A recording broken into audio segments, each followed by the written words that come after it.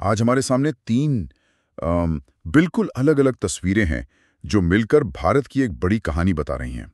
एक तरफ बिहार में महिलाओं की बढ़ती चुनावी ताकत है, दूसरी तरफ गुजरात और तमिलनाडु के विकास के दो बिल्कुल जुदा मॉडल हैं, और तीसरी तरफ हिमालय में भारत और भूटान के बीच एक बहुत ही नाजुक कूटनीतिक संतुलन साधा जा रहा है। और आज हमारी कोशिश इन खबरों के पीछे की असली कहानी को समझने की है। वो छिपी हुई जानकारी, वो छोटे छोटे आंकड़े जो सतह पर नहीं दिखते लेकिन असल में यही सब कुछ चला रहे हैं।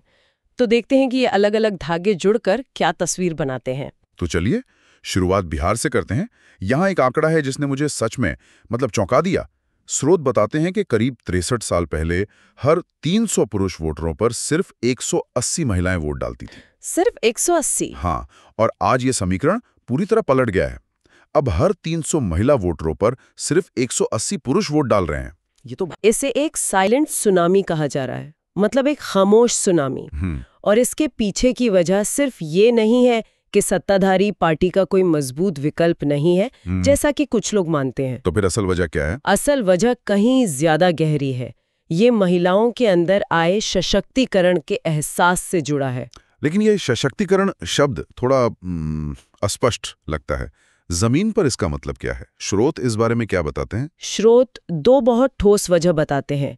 पहला, महिलाओं को मिली मकान की मिल्कियत। अच्छा, प्रॉपर्टी राइट। हाँ, जब आपके नाम पर घर होता है तो आपका आत्मविश्वास और घर के फैसलों में आपकी आवाज दोनों बढ़ जाती हैं।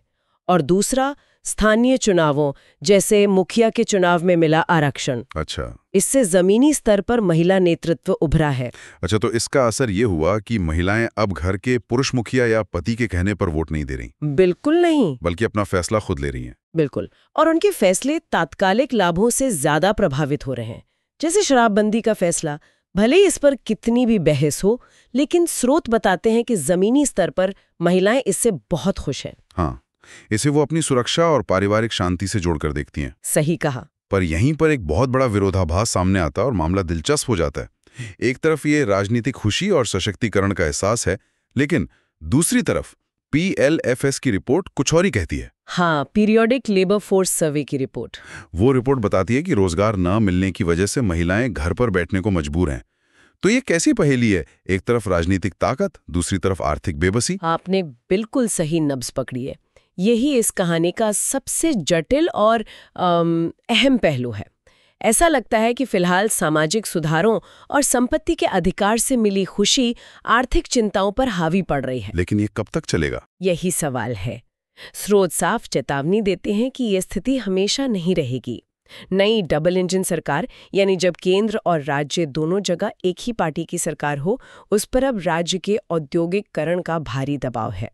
तो आगे का रास्ता क्या है? क्या स्रोत कोई समाधान सुझाते हैं? क्योंकि सिर्फ भावनाओं के सहारे तो अर्थव्यवस्था नहीं चल सकती। हाँ, दो मुख्य सुझाव दिए गए हैं। पहला, राज्य में कानून व्यवस्था को और बेहतर बनाना होगा ताकि उद्योग आ सकें। बिल्कुल, ताकि कृषि आधारित उद्योग जैसे फूड प्रोसेसिंग यूनिट्स वगैरह बिना किसी डर के लग सकें। बिहार कृषि प्रधान राज्य है, लेकिन सिर्फ खेती से काम नहीं चलेगा। और दूसरा, MSME सेक्टर को जबरदस्त बढ़ावा देना होगा। MSME मतलब छोटे और मझोले उद्योग। बड़ी उद्योगों की बात क्यों नहीं हो रही? इसकी वजह है बिहार का जनसंख्या घनत्व। स्रोत के मुताबिक ये 1404 व्यक्ति प्रति वर्ग किलोमीटर है, जो देश में सबसे ज्यादा है। ओहो, ये तो बहुत ज्यादा है। हाँ, तो इतनी बड़ी आबादी के लिए रोजगार सिर्फ खेती या बड़े उद्योगों से नहीं आ सकता। MSME सेक्टर ही है जो कम लागत में ज्यादा से ज्यादा लोगों को काम दे सकता है।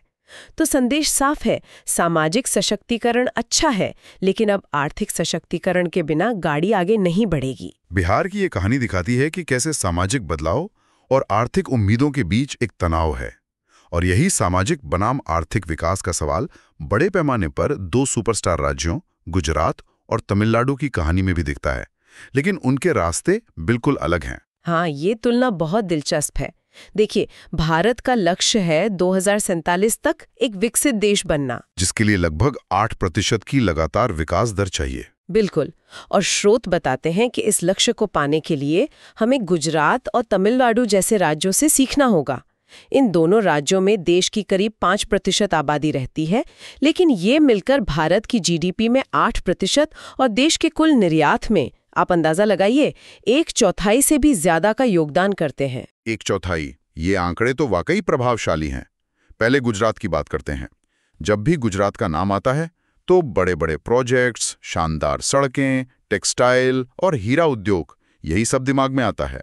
और ये सच भी है। गुजरात का मॉडल बड़े पैमाने पर इंफ्रास्ट्रक्चर में निवेश पर आधारित रहा है।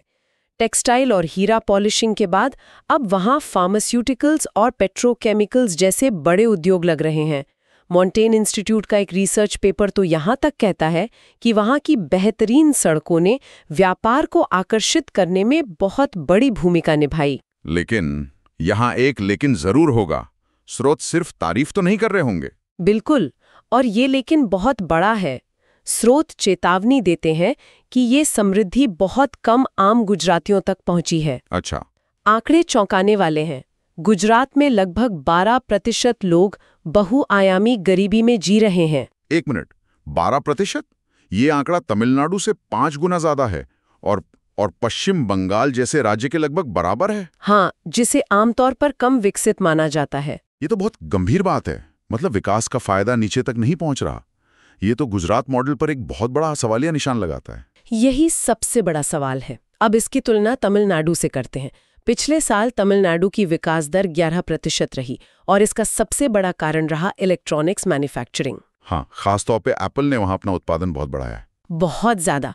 मैंने पढ़ा था कि पिछले साल देश के कुल इलेक्ट्रॉनिक्स निर्यात का 40% अकेले तमिलनाडु ने किया। 40% अकेले एक राज्य से? जी, लेकिन इसकी नींव आज नहीं रखी गई। स्रोत बताते हैं कि जब गुजरात और बाकी भारत बड़े बड़े इंफ्रास्ट्रक्चर प्रोजेक्ट्स पर ध्यान दे रहे थे, तब तमिलनाडु ने लगभग 1 सदी पहले से ही सामाजिक सुधारों में निवेश करना शुरू कर दिया था। सामाजिक सुधार मतलब शिक्षा और स्वास्थ्य। उन्होंने मानव पूंजी पर निवेश किया, अपने लोगों पर। उन्होंने स्कूल बनाए, स्वास्थ्य सुविधाएं बेहतर की और महिलाओं की शिक्षा पर खास जोर दिया। और इसका नतीजा क्या निकला? गुजरात के इंफ्रास्ट्रक्चर मॉडल के मुकाबले इस सोशल मॉडल ने क्या हासिल किया? नतीजा आज सबके सामने है। आज भारत में मैन्युफैक्चरिंग सेक्टर में काम करने वाली कुल महिलाओं में से लगभग 40% अकेले तमिलनाडु में है। क्या बात है! ये आंकड़ा दिखाता है कि जब आप लोगों की शिक्षा और स्वास्थ्य पर निवेश करते हैं तो विकास सिर्फ कुछ लोगों तक सीमित नहीं रहता, बल्कि समावेशी होता है, समाज के हर तबके तक पहुंचता है। तो यहाँ 2 मॉडल हैं, एक जो हार्डवेयर पर केंद्रित है, मतलब सड़कें, पोर्ट, और दूसरा जो सॉफ्टवेयर पर, मतलब शिक्षा, स्वास्थ्य। और आंकड़े बताते हैं कि सॉफ्टवेयर वाला मॉडल गरीबी मिटाने में ज्यादा कामयाब रहा है। तो एक तरफ देश के अंदरूनी विकास के मॉडल पर यह जरूरी बहस है कि क्या सिर्फ इंफ्रास्ट्रक्चर काफी है या सामाजिक निवेश ज्यादा अहम है। और जाहिर है, जब देश अंदर से मजबूत होता है तभी वो अपनी विदेश नीति को भी ताकत दे पाता है। चलिए अब इसी नजरिए से भारत के एक बहुत ही खास पड़ोसी भूटान के साथ बदलते रिश्तों को समझते हैं। प्रधानमंत्री मोदी की हाल की भूटान यात्रा को बहुत अहम माना जा रहा है। हाँ, और स्रोत इसे 2 असमान ताकतों के बीच दोस्ती और भरोसे के रिश्ते का एक बेहतरीन मॉडल बताते हैं। इस रिश्ते की नींव विश्वास पर टिकी है और इसका सबसे बड़ा सबूत 2007 की भारत भूटान संधि में हुआ एक संशोधन है। उस संशोधन में ऐसा क्या खास था? पुरानी संधि में एक क्लॉज था जिसमें लिखा था कि भारत विदेशी मामलों में भूटान का मार्गदर्शन करेगा। मार्गदर्शन करेगा? ये तो सुनने में थोड़ा साफ अजीब लगता है, जैसे कोई बड़ा भाई छोटे भाई को निर्देश दे रहा हो। 2007 में भारत ने इस प्रावधान को हटा दिया।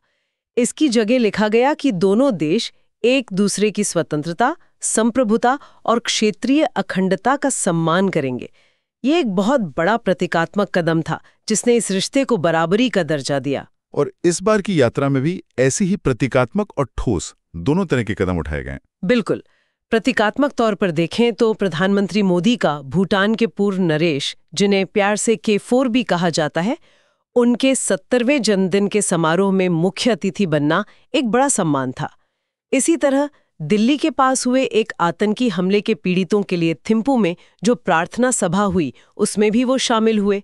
ये छोटे छोटे कदम रिश्तों में गर्मजोशी लाते हैं। और ठोस कदमों की बात करें तो उनमें क्या क्या शामिल था? ठोस कदमों में 1020 मेगावाट की पुना सांगचू 2 पनबिजली परियोजना का उद्घाटन शामिल है। इसके अलावा नई ऊर्जा परियोजनाओं के लिए 4,000 करोड़ रुपए का कर्ज और गेलेफू माइंडफुलनेस सिटी जैसी बहुत महत्वाकांक्षी परियोजना में भारत का समर्थन शामिल है। भारत इस रिश्ते में काफी निवेश कर रहा है। यहीं पर ये वाकई दिलचस्प हो जाता है। स्रोत साफ तौर पर कहते हैं कि इस दोस्ती और निवेश के पीछे ठोस भू राजनीतिक वजह हैं और इशारा साफ तौर पर चीन की तरफ है। अगर हम इसे बड़ी तस्वीर में देखें तो बात साफ हो जाती है। भूटान और चीन के बीच आज तक औपचारिक राजनयिक संबंध नहीं है और सीमा को लेकर गंभीर विवाद है। हाँ, चीन भूटान के एक बड़े हिस्से पर अपना दावा करता रहा है, जिसमें डोकलाम जैसा रणनीतिक इलाका भी शामिल है। और हाल के दिनों में भूटान और चीन के बीच कुछ नजदीकियां भी देखने को मिली हैं, जिसने शायद दिल्ली में कुछ चिंताएं पैदा की होंगी। हाँ, स्रोत इन्हीं व्यावहारिक कदमों का जिक्र करते हैं। भूटान ने हाल ही में चीन के साथ सीमा वार्ता को आगे बढ़ाने के लिए एक समझौते पर हस्ताक्षर किए हैं। इस साल थिम्पू में पहली बार चीनी नववर्ष भी मनाया गया। ये छोटे संकेत हैं। भूटान अपने दो विशाल पड़ोसियों भारत और चीन के बीच संतुलन बनाने की एक बहुत ही मुश्किल कोशिश कर रहा है। तो क्या इन कदमों को भारत के लिए एक तरह की चेतावनी या सतर्कता बरतने का संकेत माना जाना चाहिए? विश्लेषण तो यही कहता है। जाहिर है भूटान एक संप्रभु देश है और उसे अपने हित देखने का पूरा अधिकार है, लेकिन भारत के लिए भूटान की रणनीतिक अहमियत बहुत ज्यादा है। ऐसे में प्रधानमंत्री मोदी की ये यात्रा और भारत की तरफ से दिया गया ये मजबूत समर्थन, ये सब इस बदलते भू राजनीतिक माहौल में अपने खास रिश्ते को फिर से पुख्ता करने के लिए एक जरूरी कदम के तौर पर देखा जा रहा है। एक तरह से भारत ये संदेश दे रहा है कि वो भूटान का सबसे भरोसेमंद साथी बना रहेगा। तो आज हमने 3 अलग-अलग कहानियों के अंदर छिपे हुए पैटर्न को समझने की कोशिश की। बिहार में महिलाएं कैसे खामोशी से राजनीतिक समीकरण बदल रही हैं, 2 सुपरस्टार राज्य कैसे सफलता के लिए बिल्कुल अलग रास्ते अपना रहे हैं, और हिमालय में कूटनीति का एक नाजुक संतुलन कैसे बनाए रखा जा रहा है। और इन सब में एक आन धागा यही है, सतह के नीचे छिपी हुई जानकारी। चाहे वो महिला मतदाताओं का बदलता आंकड़ा हो, एक विकसित राज्य में गरीबी की चौंकाने वाली दर हो, या फिर किसी संधि में बदला गया एक शब्द हो, असल कहानी इन्हीं विवरणों में छिपी होती है। बिल्कुल।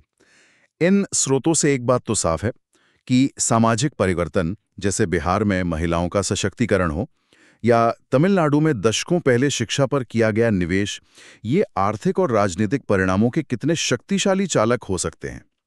और यहीं से हमारे श्रोताओं के लिए एक सवाल उठता है। इसे ध्यान में रखते हुए आज के भारत में ऐसे कौन से दूसरे दीर्घकालिक सामाजिक निवेश हो रहे हैं जो शायद अभी हमारी नज़रों में न हो, लेकिन देश के भविष्य को उन तरीकों से चुपचाप बदल रहे हैं जिन्हें हम आज माप भी नहीं पा रहे हैं?